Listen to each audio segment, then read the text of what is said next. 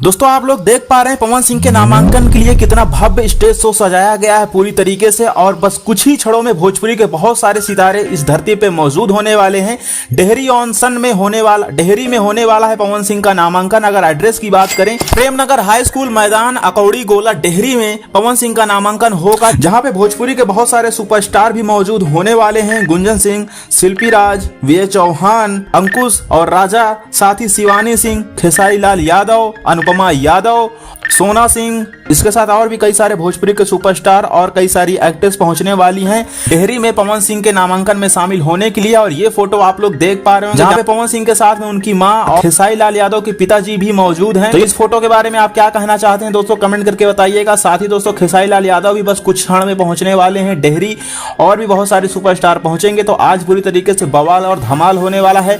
साथ ही दोस्तों आज पूरे इंटरनेट पे पवन सिंह छाए रहेंगे, क्योंकि उनके चुनाव प्रचार को लेके इतनी सारी सुर्खियां आप लोग देखे होंगे, सुने होंगे। तो आज तो उनका नामांकन है और नामांकन में उनका पूरा जलवा बरकरार रहेगा। इसके बाद 3 से 4 दिनों में उनका चुनाव चिन्ह भी मिल जाएगा। उसके साथ और भी जोरों शोरों से पवन सिंह चुनाव प्रचार करने वाले हैं, और पवन सिंह के चुनाव प्रचार में बहुत सारे लोग पहुंचेंगे भी। चूंकि दोस्तों पावर स्टार का पावर दिखा और पवन सिंह के समर्थन में पूरी इंडस्ट्री उतर आई है काराकाट की धरती पे।